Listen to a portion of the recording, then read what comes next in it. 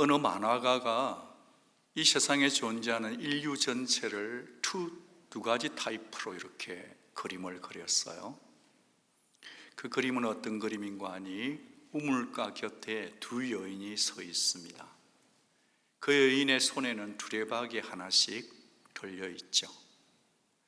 한 여인은 얼굴이 너무 침통하고 우울해요. 슬퍼요. so sad인데 그 슬픈 표정 가운데 그녀는 이렇게 말하는 겁니다. 인생 참 지긋지긋해. 이 두레박을 채운다고 채워보지만 금방 다 세어버리고 쪽박이야. 다시 비어버리고 말지. 근데 똑같은 우물가 곁에 다르게 서 있는 한 여인은 온 얼굴에 희색이 만연하고 기쁨이 찬 얼굴로 이렇게 말을 합니다. 나는 인생 참 놀랍고 즐겁다고 생각해. 이 두레박 비워지면 또다시 채울 수 있으니까 말이야. 여러분, 두레박 어떠신지 궁금합니다. 너무 공허하신가요? 채운다고 채우고 산다고 살고 번다고 벌었는데 여전히 비어 계셔서 공허하십니까?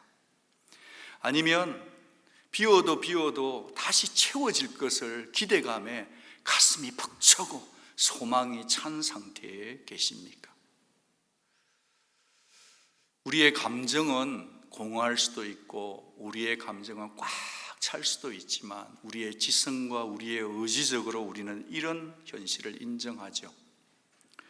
우리의 인생 두레박, 세상 어느 것들로 채워본들 갈증이 있더라. 세상에 주는 기쁨 찰나적인 거지 영원하지 않더라. 새 차 사봐도 새 집 사봐도 누굴 만나봐도 그렇더라. 우리가 정인 아니겠습니까? 그렇게 살아가는 인생 두레박들을 들고 사는 우리들 앞에 오늘 말씀은 말로 표현해낼 수 없는, 설명할 수 없는 기쁨이 있다고 하네요. 그 기쁨이 찰나적인 기쁨이 아니라 영원한 기쁨이라 하시네요. 그 기쁨을 우리의 인생의 두레박에, 우리의 감정 속에 차곡차곡 채워가는 아침 되기를 바랍니다. 베드로는 환난의 시기에 있는 성도들에게 소망을 주려고 이 편지를 썼습니다. 그런데 소망을 전하는 이자가 하는 것은 환난 중에 있는 그들인데 핍박이니며 박해니 이런 용어를 선택하지를 않아요. 오직 한 단어만 선택을 합니다. 그것은 시험이다 그러는 거죠. 굉장히 친숙하잖아요. 우리가 늘 시험에 들었다, 시험 든다 그러며 사는데 베드로는 이렇게 얘기합니다. 그러므로 이제 너희가 여러 가지 시험으로 말미암아 잠깐 근심하게 되지 않을 수는 없으나 오히려 뭐 한다고요? 크게 기뻐한다. 한글말 성경에는 모든 것이 다 시험으로 번역이 되어 있지만 시험에는 세 종류가 있잖아요. 그렇죠? 사탄이 주는 유혹, 템테이션이 있는가 하면 또한 하나님이 직접 주시는 테스트, 시련이 있어요. 테스트가 있어요. 그런데 오늘 우리에게 사도 베드로가 가르쳐주는 시험은 트라이얼입니다. 이 트라이얼을 주는 것은 사탄인데 하나님이 허용한 범위 내에서 주는 시험, 시련이고 트라이얼인 거죠.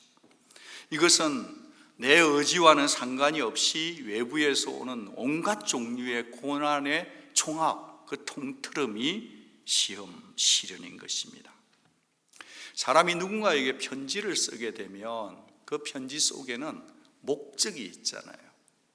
목적 없는 편지는 없잖아요. 그렇죠? 그래서 사도 베드로가 자신의 베드로의 공동체에게, 수신자들에게 준 이 시련에 대한 비밀이 있다는 거예요. 몇 가지 클릭하고 아하가 필요하다는 거죠. 그 부분에 대해서 시련에 담긴 비밀 몇 가지를 정리하고 말씀 전하고 싶습니다. 그 첫째, 사도 베드로가 가르쳐주는 시련에 담긴 비밀 첫째는요, 시련은 잠깐이라는 거예요. 시험으로 인하여 근심하지 않을 수는 없다, 그렇게 말합니다. 맞아요. 시련 속에는 슬픔과 애통도 있고요, 낙심과 좌절도 있고 실망과 두려움이 있는데 우리는 우리의 인생 두레박에 행복만 있기를 원하지만 우리의 발행과는 달리 그 속에는 항상 같이 기쁨을 원하는 우리에게 근심은 함께 온다는 진리입니다. 얼마 전에 소천하신 이어령 선생님이 이런 글을 적었어요. 말씀 남겼는데, 우리의 기쁨은 늘 슬픔 속에 있다. 슬픔을 모르고는 기쁨 모르는 거다. 예수 마냥 행복한 예수였냐? 그러면 난 그런 예수 못 믿는다. 그분은 슬픔의 아들이셨다. 찔리고 고통당하신 예수, 아니 예수님 보면 눈물이 나지 않는가? 그분이 주신 진정한 기쁨이란 고난과 죽음을 통과한 기쁨이었다. 예, 그렇습니다. 성경은 한 번도 우리들에게 여러분 예수를 믿으면 시련이 면제될 거라고 말한 적이 없어요. 한 번도 레인책을 전해준 적도 없어요. 슬프고 고통스럽지 않을 거라고 거짓 약속하지도 않아요. 그래서 기독교, 저와 여러분이 믿는 예수교는요, 지극히 현실적인 거예요. 오히려 세상 사는 너희들은 근심할 수밖에 없다. 근심과 산다. 그러나 약속이 뭐죠? 잠깐이라는 거예요. 여러분, 우리 눈에는 보면 이 찾아오는 이 시련들이 끝이 없어요. 어떻게 그렇게 질기고 길죠? 그래서 끝이 없어 느껴진다 할지라도 우리 눈에는, 하나님의 눈에는 그것이 뭐라고요? 잠깐이라는 거예요. 모든 것에는 끝이 있는 것입니다. 같이 한번 받아가겠습니다. 이 또한 지나가리라. 사도 베드로가 가르친 두 번째 시련에 담긴 비밀은요, 시련은 하나님에 의해 조절된다는 거예요. 오늘 아침에 왔는데 조금 본당이 춥더라고요. 그래서 가서 온도를 조절했어요. 좀 더 에어컨디션이 나와서 50대 우리 여자 성도님들이 은혜 받기 좋도록 조절한 거죠. 여러분, 근심하게 되지 않을 수는 없다. 않을 수 없다는 이 원문의 뜻이 뭐냐면 우리 생각과는 완전히 다른데요, 그것이 필요하다면 이란 뜻이에요. 그것이 필요함으로 이런 뜻이에요. 하나님 보시기에 필요하니까 주신 거라는 거예요. 하나님이 주시는 건 아니에요. 사탄이 주었지만 하나님이 허용하면서 그것을 조절하시고 조율하시는 하나님. 그러니까 우리가 들이닥친, 우리가 직면한 모든 시련은 사탄이 일으킨 것이지만 하나님께서 조율하고 계시는 겁니다. 위어스비 목사님이 이렇게 표현했어요. 하나님께서 그의 자녀들에게 용광로를 통과하고 허락하실 때 그의 손은 온도 조절기에 대고 계시며 그의 눈동자는 시계에서 눈을 떼지 않으신다. 하나님의 마음 아닙니까? 시련을 주고 있고 당하고 있는 그들에게 애간장이 타시는 하나님 마음이 보이지 않습니까? 여러분, 허락된 시련, 하나님이 허락해 주셨다고 한다면, 허락하신 분이 하나님이라면 해결하실 분도 하나님이신 줄 믿으시기 바랍니다. 세 번째, 시련에 대한 비밀은 이것입니다. 시련은 검증한다는 거예요.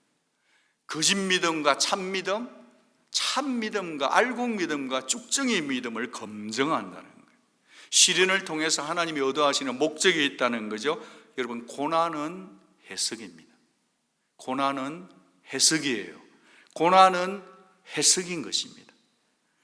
본문이 말하는 시련의 목적은 믿음을 연단코저 함이라시는 거예요.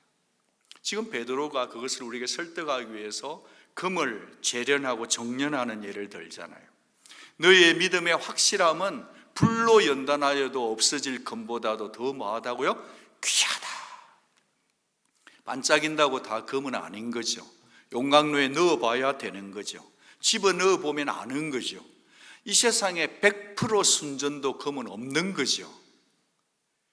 용광로에 넣어보면 거기에 있는 금속에 있는 불순물들을 찢기를 걸러낸다 이 말이에요. 그런 것처럼 진짜 금이라도 용광로 속에서 순전도를 높이는 것처럼 성도의 삶 속에도 시련 때문에 성도의 믿음이 종련되고 연단된다는 것입니다. 하나님께서는 우리 속에 불순물들을, 육적인 것들을, 찌기들을 제거해 주시는데 뭘 통해서 하신다고요? 시련을 통해서. 사실 우리가 믿음이 꽤 있는 것 같지만요, 시련을 탁 당해보면 내 믿음의 현주소를 알게 되거든요. 그래서 시련이 올 때 말이죠, 하나님은 우리의 교만 끼를 빼내는 거예요. 허영끼를 제거하시는 거예요. 세상 살아가는 습관들을 간섭하시는 거예요. 추하고 더럽고 독하고 악한 것들, 모든 것들을 다 빼내셔서 정결케 하셔서 예수 닮게 하는 거죠. 결국엔 가보면 자식도 아니에요, 배우자도 아니고요, 사람의 인정도 아니고, 돈도 아니고, 세상 재미도 잠깐이에요. 그것도 아니에요. 그럼 뭔가 오직 하나님만 의지토록 하시는 것입니다. 뭘 통해서요? 시련을 통해서요. 그래서 사도 베드로가 말하기에 시련을 환영하라 하는 거예요. 시련을 거절치 말고 시련을 환영하라는 겁니다. 네 번째, 그것은요, 같이 한번 읽어봅니다. 시작. 시련으로 인한 믿음의 끝자락엔 기쁨이 예비되어 있다는 거예요. 그 기쁨은 영광스러운 기쁨이라는 겁니다. 1장 7절, 예수 그리스도께서 나타나실 때에 칭찬과 영광과 존귀를 얻게 할 것이다. 어떻게 해요? 연단된 믿음, 정련된 믿음, 순전해진 믿음으로 칭찬, 영광, 존귀를 얻게 하는 겁니다. 제가 언젠가 바이블 스터디 하는데, 커피 브레이크 바이블 스터디 할 때 가서 한번 그분들에게 여쭈었어요. 주님을 만나면 칭찬 들을 텐데 어떤 칭찬 듣고 싶으세요? 그러니까 몇 분이 입을 떼시는데, I'm so proud of you. 난 네가 참 자랑스럽다. 그 말을 듣고 싶다시대요. 난 너 많이 기다렸단다. 난 네 마음 다 안다. 수고 많았다. 고생했다. 그간 힘들었지. 넌 진짜 짱이다. 그렇게 했는데 어느 분이 손살을, 그냥 저는 말 필요 없어요, 그냥 가서 예수님께 와락 안겨서 펑펑 울고 싶다 그러시더라고요. 저는 지금까지 베드로가 알려준 시련의 비밀에 대해서 말씀드렸습니다. 시간상으로 보면 시련은 잠깐이요, 요건상으로 보면 시련은 필요한 것이요, 목적상으로 보면 성도의 믿음을 검증해내는 것이요, 결과상으로 보면 시련의 끝자락에는 뭐가 기다리고 있다? 주님도 기다리지만 영원한 기쁨이 기다리고 있는 줄 믿습니다. 사도 베드로가 그 편지를 쓸 때 수신자의 상태를 생각하며 상상하며 글을 쓴 거예요. 그들은 도대체 어떤 시련 가운데 있었습니까? 지독한 불시움 가운데 있었습니다. 예수 믿는다는, 신앙 지킨다는 이유로 말이죠, 생계를 잃어버리고 일터를 잃어버린 거죠. 지독한 빈곤인 거죠. 사람다운 권리는 다 박탈된 거죠. 사자밥인 거죠. 히브리 성경의 표현을 빌리자면 돌탕 맞아 당하고 있는 거죠. 톱으로 켬을 당해서 죽어가는 거죠. 칼로 죽임 당하는 거죠. 이곳에 있다가 저곳으로 굴에서 굴러 도망쳐 다니는 유리방황하는 자들인데 어떻게 그 상황 속에서 기뻐할 수 있었을까요? 어떻게 그 시련의 무게를 견뎌내고 기뻐할 수 있었을까요? 어떻게 그 큰 기쁨을 소유했을까요? 그것은 말이죠, 시련 속에 담겨있는 비밀을 가지고 있었기 때문에. 아무리 그리 해도요, 믿는 구석이 있는 사람은요 다 웃는 거예요. 때리는데 웃는 사람 되게 무서워요. 사탄이 계속 때리는데 이 성도들이, 온누리 성도들이 기가 안 죽고 당당하게 쳐다보는 거예요. 뭐냐? 시련 속에 담겨있는 믿음의 비밀을 알 때 성도는 당당할 수 있는 거예요. 그거는 바라봄에서 오는 겁니다. 사도 베드로는 그 바라봄을, 무엇을 바라볼 건가 하는 그것을 보여줄 때 소망, 산 소망을 바라봐야 된다는 거예요. 이 세상의 모든 것이 다 썩을 거지만 예수 안에 있는 신앙은 썩지 않는 소망인 거죠. 이 세상이 다 더럽혀져 가고 있지만 예수 믿는 우리의 소망은 거룩한 소망인 거죠. 이 세상이 다 쇠하고 안 아픈 곳이 없고 육체가 쇠하여질지라도 내면은 쇠하지 않는 소망, 부활 소망인 줄 믿습니다. 예수 소망인 줄 믿습니다. 물론 우리는 요즘 초대교회 성도들처럼 그렇게 순교 박해가 우리 가운데 절절히 와 있지는 않아요. 그러나 그럼에도 불구하고 그렇다고 우리가 근심 없이 사느냐? 아닐걸요. 우리 속에도 여전히 다양한 시험들을 우리가 찾아와서 우리 앞에 떡 버티고 있지 않습니까? 우리를 괴롭히고 있지 않습니까? 사도 베드로는 이 시험이 여러 가지다 그러는 거예요. 이 여러 가지라는 말은요, 여러 가지 색으로 채색된 물들인 다채로운이라는 의미를 가지고 있는 거죠. 그러니까 빨강, 파랑, 노랑의 삼원색만 있는 게 아니에요. 칙칙한 색깔이 있는 거예요. 암울한 색깔이 있는 거예요. 믹스되어서 아리까리한 색도 있는 거죠. 그런데 뭔가 잡힐 것 같은데 자꾸만 멀어져 가는 희미한 디머, 옅은 색깔도 같이 있는 거. 그게 시련이 우리에게 찾아온 색깔 아니겠습니까? 믿음을 지키자니까 참으로 이 사람 저 사람이 걸리고 남편이, 자식이, 직장 동료가 내 편 아닌 거 있는 거죠. 내가 잘한다고 잘했는데도 정말 그것이 내 뜻대로 안 되는 거죠. 주변 사람이 약하니까 내가 고통스러워지는 거죠. 내 문제가 아닌데 다락방 가족 문제 때문에 내가 슬픈 거죠. 물론 그 끝은 기쁨인 줄 우리가 알죠. 믿죠. 그런데도요, 부족하지만 저도 성도들의 기도 제목들, 브레인 속에 피, 아직도 코마 상태에 있는 분들, 또 정말 어렵고 아픈 분들을 생각하면 그 고통이 투사되고 이입되어지니까 정말로 여러 가지 눌림과 근심, 슬픔과 우울이 떨칠 수 없이 가까이 있다는 거죠. 지난 금요일에도 약간 말씀을 드렸지만 연세 드신 어머니, 아버지들 이런 말씀을 들려주시면 되게 마음이 무거워져요. 목사님, 이날 평생 내가 그래도 꽤 살았는데 이 마지막에 이 고난, 이 고난을 겪고 있는데요, 아버지 품에 갔으면 좋겠어요. 마음은 청춘인데 몸은 아니에요. 이렇게 자꾸 소외되고 단절되니까 젊은 날에는 그냥 넘길 수 있는 한마디인데 누가 던진 그 한마디가 사흘 밤을 자지를 못하게 만드네요. 연세 드신 어머니, 아버지만 그럴까요?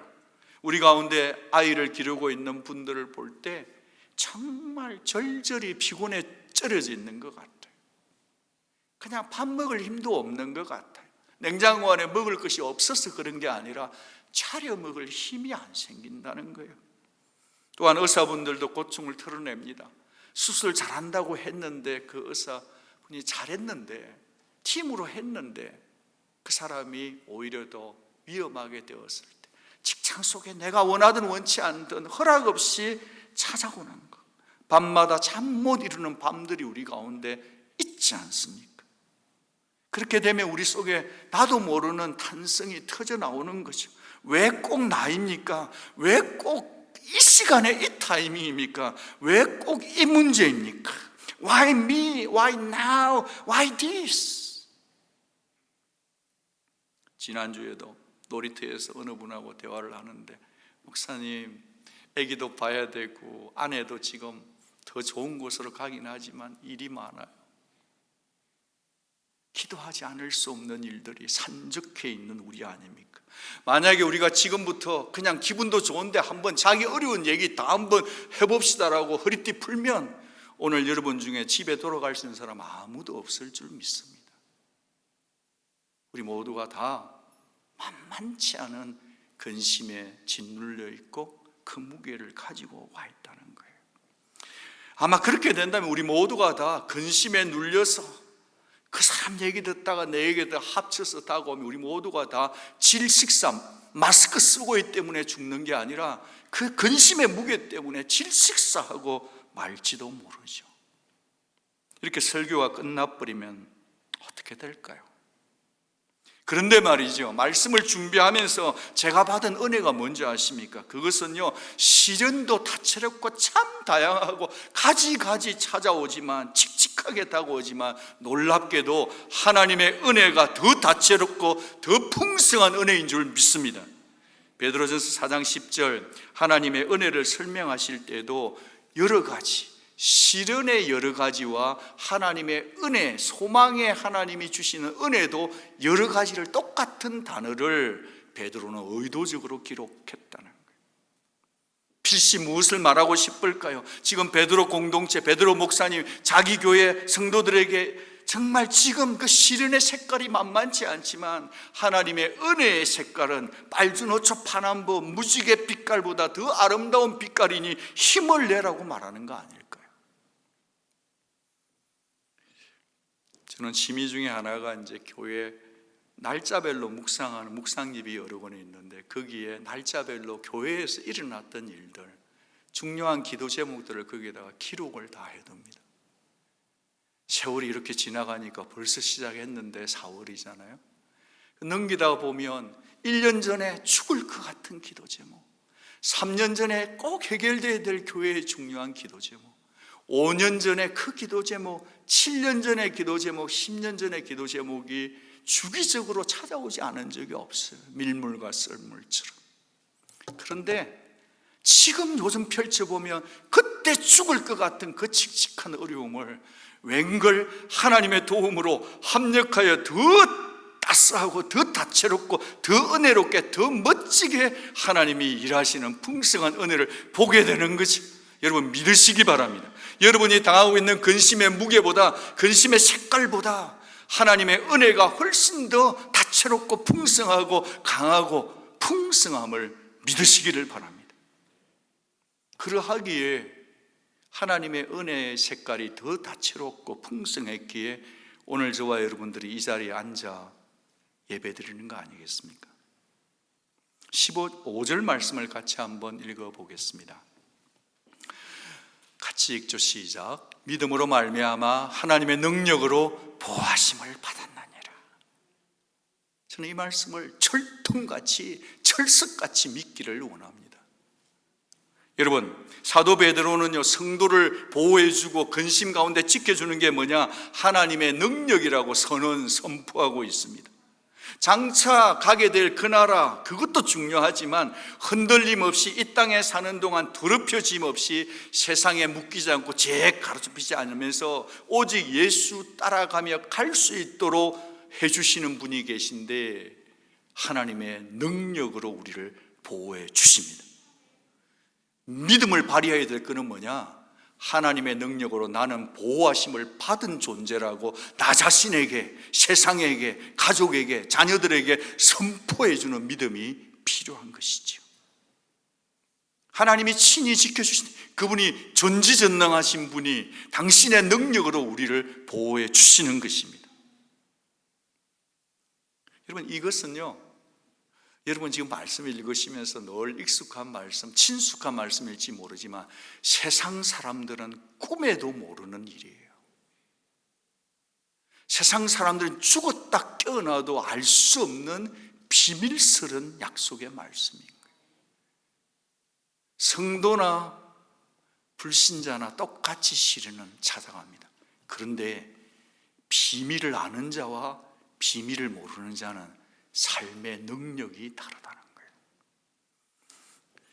하나님이 우리를 보호해 주십니다. 지금 믿으시기를 바랍니다. 이것은요 세상이 줄 수도 없는 일이고 꿈도 못 꾸는 일이고 영광스러운 기쁨이 솟구칠 수밖에 없는 하나님의 보호인 거예요. 그래서 우리 역시도 베드로 공동체가 고백했던 것처럼 우리도 이 고백을 힘차게 외쳐야 하는 것입니다. 같이 읽겠습니다. 시작. 예수를 너희가 보지 못하였으나 사랑하는도다. 이제도 보지 못하나 믿고 말할 수 없는 영광스러운 즐거움으로 기뻐하니 믿음의 결국 곧 영혼 구원을 받음이라. 이 고백 속에는 정말 애틋함이, 절절함이 녹아 있어요. 과연 연단을 통해 검증된 진짜 믿음의 특징이 뭘까요? 믿음의 특징이 뭘까요? 그것은 사랑하는 거예요. 특별히 예수 그리스도와 우리 사이에 주고받은 사랑, 그것이 진짜 믿음자의 특징인 것입니다. 찬송가 442장 저장 밑꽃 위에 있을 거기에 가사 중에 보면 후렴구에 이런 가사가 있어요. 우리 서로 받은 그 기쁨은 알 사람이 있어요, 없어요? 없어요. 옛날 찬송가는 우리 서로 나눈 그 기쁨은 알 사람이 없도다. 우리 이 시간에 이 찬송 같이 한번 주님께 드려보면 좋겠어요. 우리 서로 받은 그 기쁨 알 사람이 없도 주님께만 들리게 같이 찬양합니다. 우리 서로 받은 그 기쁨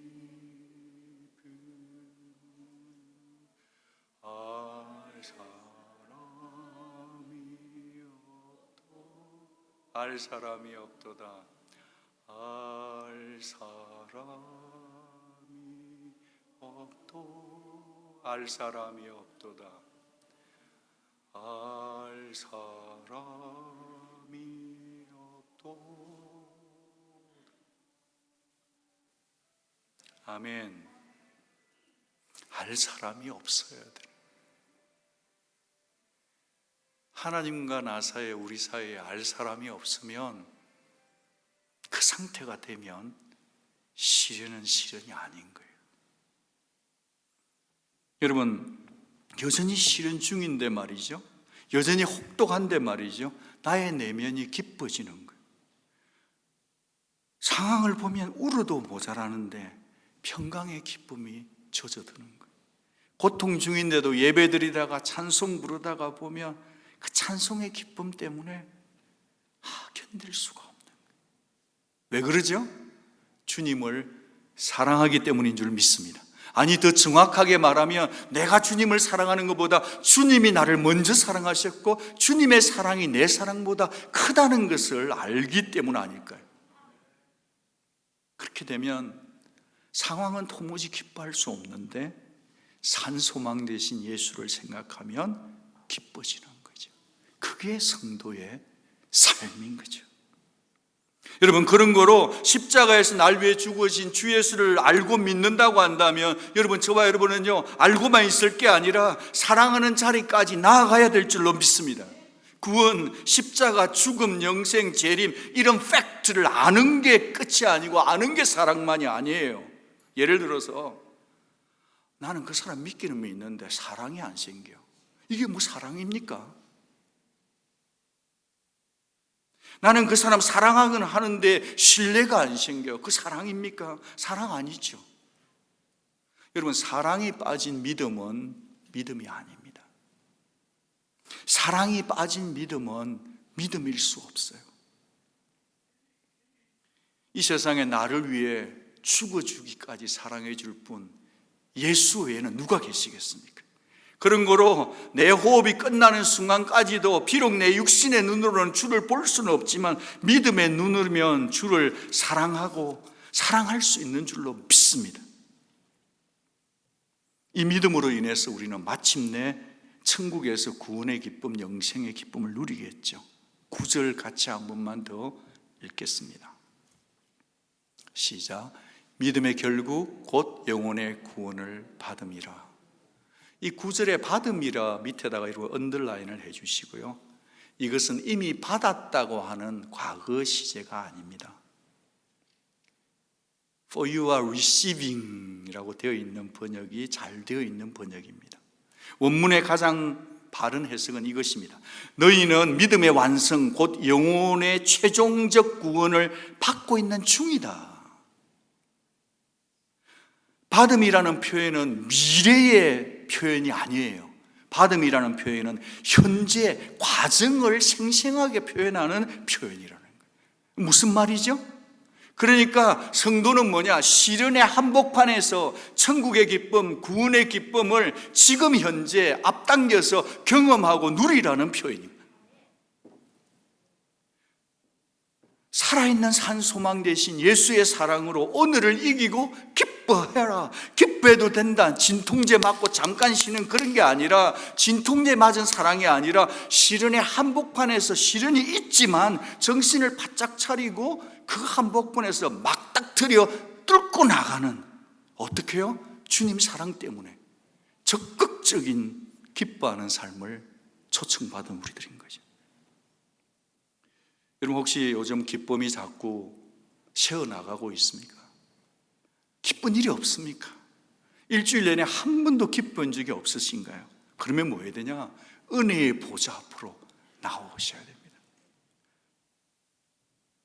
여러분, 우리는 근심이 많지만 잠깐 근심하는 존재이지 근심에 할몰되어서는 안 되는 존재들이에요. 여러분, 말씀을 붙드시길 바라는데 앞에 있는 말씀 다시 한번 보여주시기 바랍니다. 8절. 사도 베드로 사도가 우리에게 계속적인 가르쳐주는 말씀을 기억해야 돼요. 여기 말씀 속에 중요한 두 가지 동사가 있습니다. 그 첫 번째는 아가파테, 사랑한다는 거예요. 너희가 사랑한다라는 단어가 중요한 본동사고요. 두 번째는 아갈리아스 때인데 너희가 기뻐한다는 거예요. 사랑하고 기뻐하는 것. 지금 시련의 비밀을 풀어갈 때 다른 처방전을 준 게 아니라 사랑한다는 것과 기뻐한다. 너희가 사랑하고 너희가 기뻐할 때 시련을 뚫고 나갈 수 있다는 사도 베드로의 특별한 헬라어 특강이에요. 신앙생활의 지침인 거죠. 성도는 사랑할 때 기뻐할 수 있고요, 우리가 기뻐하고 갈 때 정말 그때 시련을 뚫고 간다고 사도 베드로가 가르쳐주고 있는 것입니다. 언젠가 제가 썬랜드 앵커 수양관을 간 적이 있습니다. 액자 속에 예수님의 얼굴이 있었습니다. 우리가 생각하는 사순절의 예수님은 가시멜유관을 쓰시고 피가 흘러내리면서 온갖 세상의 고통, 슬픔을, 비통을 다 얼굴에 표정한 쓸쓸한, 새드한, 블루, 그 얼굴을 기억하죠. 그런데 그쪽에는요, 세상에 저는 예수님의 이가 그렇게 잘 보는 건 처음 봤어요. 아주 호탕하게 웃고 계신데 미인들이 웃는 것처럼 이가 그냥 10개 이상 보이는 호탕하게 웃고 계신 예수님을 봤습니다. 우리가 생각하는 이미지와는 너무 상반된 이미지 아닙니까? 주님은 슬픔의 아들이셨는데 어떻게 그렇게 호탕하게 웃을 수 있었을까요? 모든 인류의 시련과 근심을 다 짊어졌는데 어떻게 웃을 수 있었을까요? 그 답은 성령으로 기뻐하신 겁니다. 그런 거로 성도는요, 이 세상을 살아갈 때 근심 없는 자가 아무도 없지만요, 여러분 속에 성령 충만하셔서 성령으로, 말씀으로, 예수 사랑으로, 기쁨으로 뚫고 나가는 우리 모든 성도들 될 수 있기를 주의 이름으로 축복합니다. 이 역설적 기쁨, 이것이 우리에게 능력인 것입니다. 사랑하는 여러분, 여러분만 너무 힘들고 근심이 무겁다고 생각하지 마십시오. 어쩌면 여러분의 시련이 가장 가벼운 시련일 수 있습니다. 어쩌면 여러분의 외로움이 다른 사람보다 더 가벼운 외로움일 수 있다는 거예요. 어찌되었든지 간에 오늘 내게 있는 모든 시련과 외로움과 근심과 많은 무게보다도 우리에게는 더 큰 기쁨이 있으니 모든 근심들을 떨쳐내 버리실 수 있기를 바랍니다. 어떻게 해요? 하나님의 능력으로 보호받고 있다는 철통 같은 보호, 그 보호하심 때문에 이길 수 있다고 하는 이 든든한 기쁨을 소유하시기 바랍니다. 예수님의 사랑과 교제의 기쁨으로, 그 속에 솟구쳐거리는 사랑의 기쁨으로, 교제의 기쁨으로 이겨내시기를 바랍니다. 오늘 내 삶 속에 찾아오셔서 성령께서 기쁨, 성령의 열매가 희락이잖아요. 희락, 조이잖아요. 이 모든 기쁨들로 여러분의 인생 두레박을 가득히 채워서 승리하고 기쁨 넘치는 인생자들이 다 될 수 있기를 바랍니다. 잊지 마십시오. 우리는 기뻐할 수 없는 조건에 있지만 하나님이 친히, 예수님이 친히, 성령께서 친히 약속하셨으니 여러분에게 들이닥친 그 근심은 이겨내도 되는 근심이고 쫓아내도 되는 근심이고, 우리 주님이, 우리 하나님이 반드시 그 일을 이루어 주실 줄로 믿습니다.